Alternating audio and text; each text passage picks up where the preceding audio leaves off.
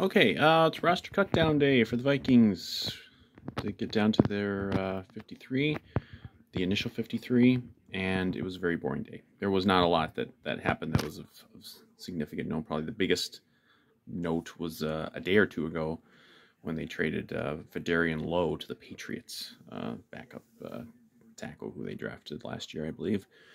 Beyond that, there was some rumors that they were getting some trade offers on Jalen Reagor.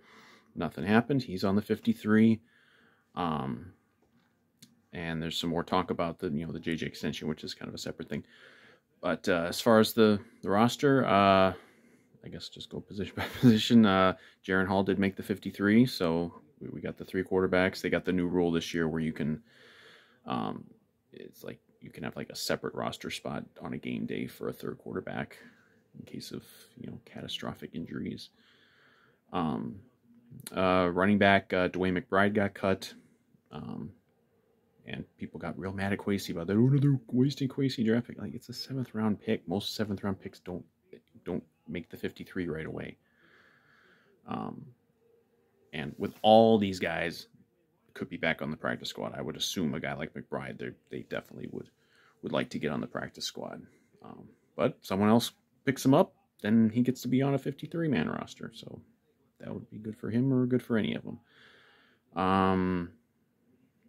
But we have only got the 3 running backs on the roster. So Madison, Chandler, and Hambone, or Nwangwu. Yeah, I mean, that was kind of a surprise. There was some talk that maybe Nwangwu might be on the bubble. I actually kind of thought maybe they wouldn't keep him because they got the new rule this year for kickoffs where if you fair catch it like inside the 20 or something, it's like comes out to the 20 or something like that, 25 or something like that.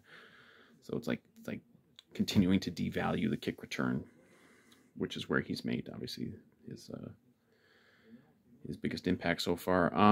Receiver, so we kept both of the Jalen's, Reagor and Naylor.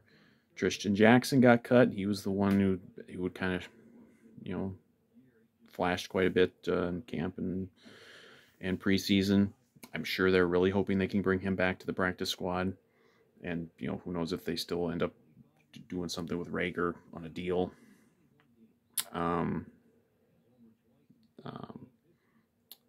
Tight ends, we did keep 4. Nick Muse made it. I'm good. I'm glad for that because Nick Muse had a really good preseason. Now, this is of course the initial 53-man roster, so there's almost always like guys who get picked up on waiver claims or just free agents who are out there. So you wonder if maybe Nick Muse is one of the last guys on the chopping block if they do pick up someone else. But for now, Nick Muse is a Viking, so good for him. On the line, I believe I saw they kept the exact same 8 guys from the end of last year because Lowe got traded. So that's another spot they might pick up somebody. We'll see. There weren't really like seeing some of the names popping up from other teams. There really weren't any names that popped up and were like, oh my God, that guy's available. I mean, the Cardinals cut Colt McCoy, but we aren't going to pick up Colt McCoy. There were a couple of other names, but I don't know if the guys that we would really go after. But I'm sure there's going to be somebody. So that's offense. Over on defense, Luigi Villan got cut. That's probably the biggest surprise of the day, because almost all the people who do this professionally, predicting rosters, had him making the cut. He'd been very good in camp and preseason. They probably, I mean, the guy who kind of took his place is Andre Carter, the undrafted guy that they gave a big signing bonus to. I don't think that's why they would keep up, him over that. I mean, what's $300,000?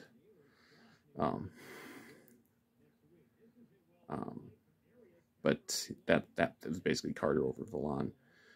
Again, I'm sure they'd love to get Villan back, but we'll see. That's a guy who might get picked up by somebody. Let's see who else. Linebackers, I think Troy Reader got cut.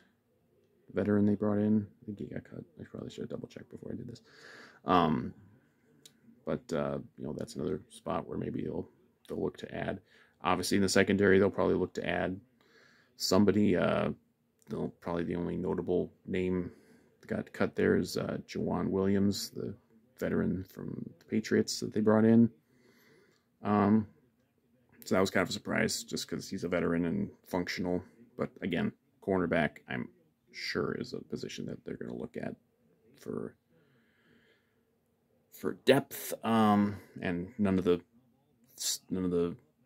crazy ideas like, oh, Andrew Booth's going to get cut or Lewis Seen's going to get cut. None of that stuff happened.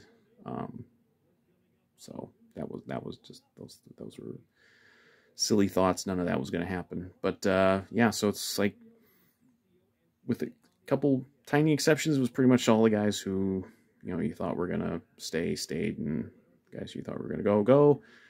And there will be more moves to be made, I'm sure, and there'll probably be a couple guys who we think are here now, and obviously they can, sometime tomorrow they can announce the practice squad, which is also always fluid. I mean, there's always guys coming on and off of that, but of the guys they cut, like I'm sure like Valon and Tristan Jackson and McBride, those are probably like three of the ones they for sure want back. And well, we'll see. So we got what do we got, about 10 days or something, 11 days, 12 days, something like that, till the opener, and it's getting close.